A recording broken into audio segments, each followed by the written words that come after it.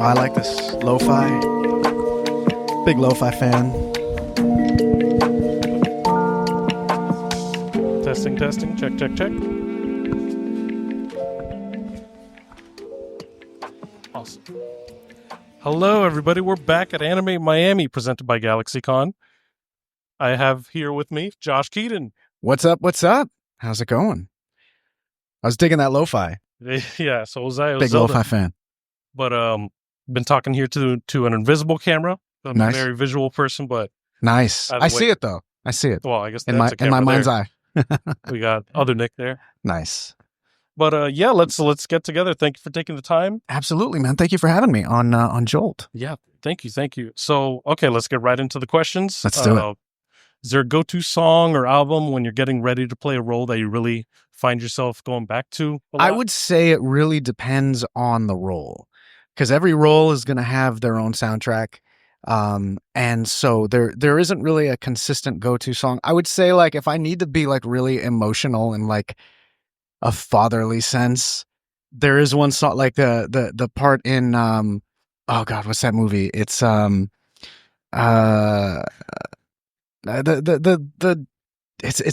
Disney movie where he dies and he goes cartoon? No.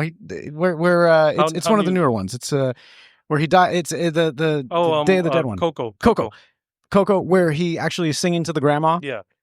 That one, for some reason, that song makes me cry almost every time I hear it. So whenever I just like want to get emotional like totally that, agree. like that song will put me there. But in terms of just any kind of character, there isn't necessarily one particular song.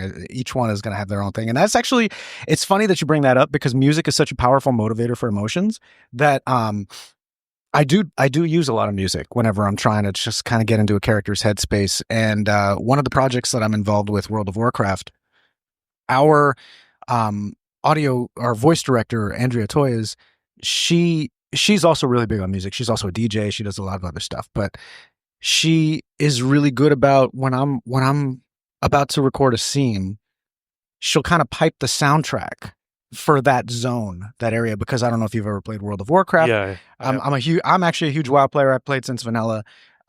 So I know all of these places intimately, and each zone has its own soundtrack. So if she plays the soundtrack for this particular area, you're immediately it's gonna conjure up the visuals of that place. And she also has, like, Anduin has his own theme, so she'll play Anduin's theme, and it's kind of poignant but also inspiring, and so it'll kind of help put me in that headspace. So she'll pipe the music very, very low in my headphones so that it doesn't come in and doesn't bleed onto the mic, but so it's loud enough for me to hear it and just kind of act over that. But yeah, I think music is such a powerful emotional motivator that It's really funny how just the just pretty much noise just gets people to react emotionally, deeply, Absolutely. spiritually even. Speaking of that, I used to play WoW a lot. I joined during Warlords of Draenor. Okay, what did you play? I was a warrior, then I was a rogue for a while. Okay. But Gilnean rogue, where I guess Worgen rogue. Oh, Yeah, cool. I'm a Worgen druid. nice. Yeah, that's nice. my main. What zone would you say? What zones? Like, give me a top 3 zones with soundtracks for zones, if you could remember. Okay. Or at least moments. Suramar, I think, is probably one of the number one. Mm-hmm. And I'm really actually a little disappointed that they haven't done more with that zone, because it's probably, in my opinion, one of the most beautiful zones in the entire game. It's crazy. I also really like Darnassus, mainly because my very first character was a night elf, and when I first started playing WoW, I was still really high on Lord of the Rings. And that's actually kind of why I got sucked into WoW so hard, was because Lord of the Rings to me that's still my favorite movie trilogy ever. It's up there with Back to the Future as like perfect movies to me. And so I really was looking to capture more of that feel. And so Darnassus is always going to have that special thing. And then I would probably say like Duskwood.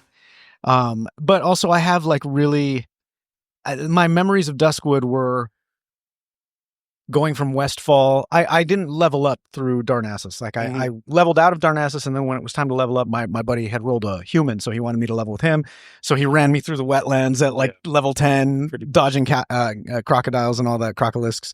And so we leveled up in the human areas. So, going from Westfall into Duskwood. And I remember the first time I ever crossed that bridge and went into Duskwood and saw contested territory and everything got dark, and like that absolutely freaked me terrifying. out. Yeah, like that. Yeah. Those are like those moments that I don't know if I can ever recapture those moments. I know exactly, because they were just formative to my early WoW years. Yeah, yeah. Going back to really prepping for a role, I know on YouTube you used to post every Tuesday, I think.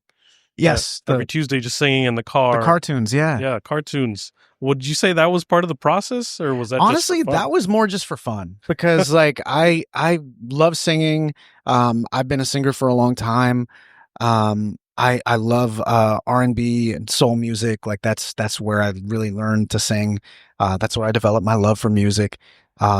And so a lot of it was just singing that stuff, and then also, like, a lot of the stuff that I like is obviously from the time that I was growing up, which was 90s. So like 90s R&B is kind of like a golden era for R&B. It is. Where you had like he knows plenty about it. Oh yeah, you know, you had bands like Mint Condition, you had people like Boyz II Men and Blackstreet, and like the New Jack era, and it's like I kind of wanted whoever was on my social media to at least be exposed to some of that. And now I'm starting to see like a lot of that kind of stuff's coming back. Like the 90s is very much back. So I could probably go over to my parents' house and find all of my old boy band clothes, and I could probably wear them out now, and they'd be like, "Yo, what is that? The drip." That's actually a great would be great. A great transition, because I was about to ask, you used to be in a boy band. Yeah. I wanted to ask a bit of a fun question. All right. Out of all the characters you've played, which ones do you think would be in a boy band together, and what would they call it? Characters that I've played together? Like, yeah. Okay. I would probably say, I could definitely see Shiro from Voltron in a boy band. I don't think I would see Anduin in a boy band. No. Probably Pete. From Spider-Man, and let's see who else. Because right now we just got a duo. Let's see. Who else? Maybe Hercules? Maybe? I don't know. Like, yeah, no, I don't know. He works more as a solo act. I mean, even Peter does too, but I think that Peter would be the one that would like join the boy band, and then he'd always be late to rehearsal, and he'd always have an excuse because, he's out fighting crime and doing all that. And then Shiro, because Shiro's so by the book, he would kind of get frustrated with the fact that, Peter's not taking it seriously and all that. Yeah, I'm not sure. What would they call themselves? Sticky Lion? I don't know. I was going to say, maybe Ocelot? Yeah, maybe Ocelot. He'd be the bad boy. He'd be, you know what? Definitely. Ocelot would be in it. I see him taking on more of a, what's his name? Oh my gosh. Eyes Without a Face. Totally blanking out. Was that, you know what I'm talking about, David right? Bowie? No, not Bowie. Oh, no. It's going to kill us now. Who sang Eyes Without a Face? Billy Idol. I could see him putting on a absolutely. Absolutely. And meowing. He'd have to meow. That was always fun back then. For sure. And the remix coming out now too. Yeah, so it is coming out. Delta. Gonna re-experience that.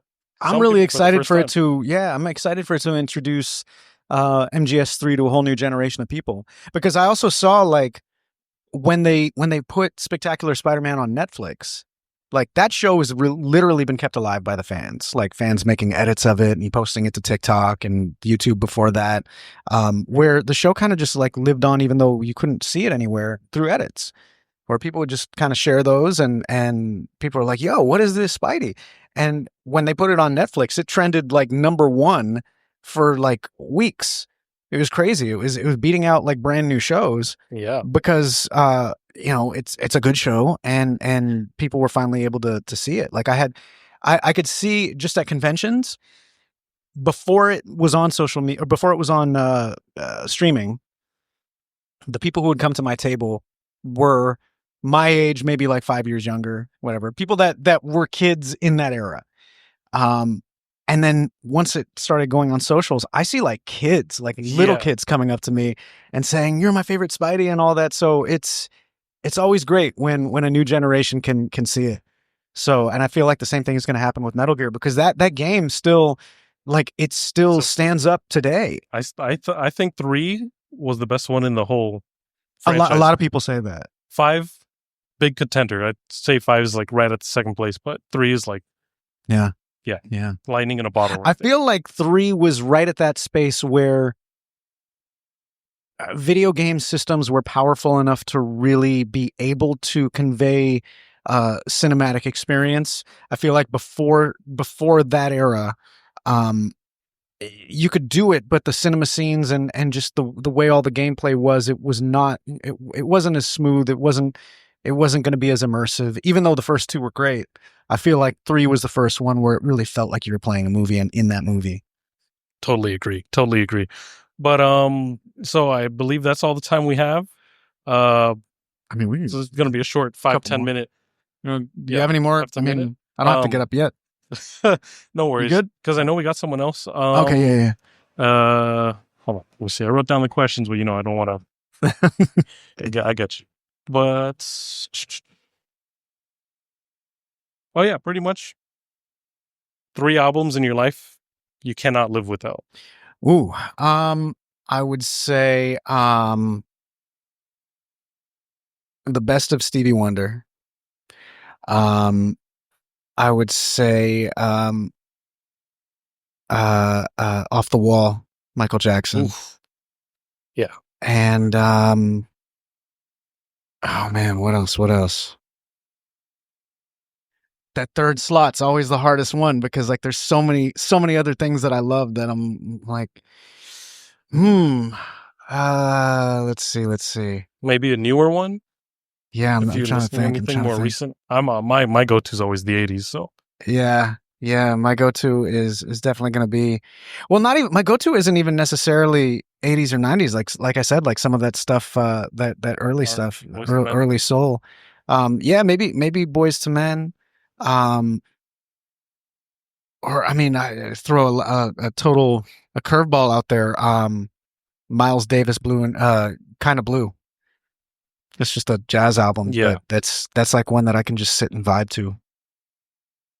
That's how I got into jazz recently, or not recently, like 2019. But yeah, it just, mood needs to be right.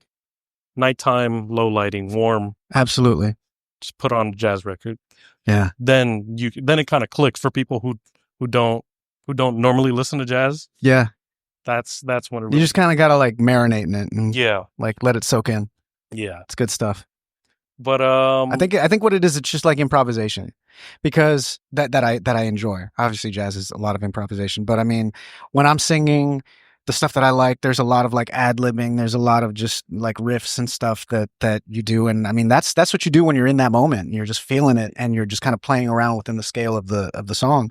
And that's probably one of the other reasons why I love jazz so much, is because there's so much of that, and just letting that melody and in your body just kind of take over.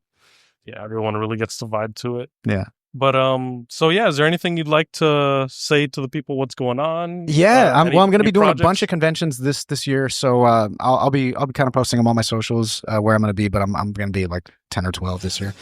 I'm currently Iron Man and Marvel Rivals, so you could check that out. Seen a lot of memes there. Yeah, I'm going to be in that new Friendly Neighborhood Spider-Man show.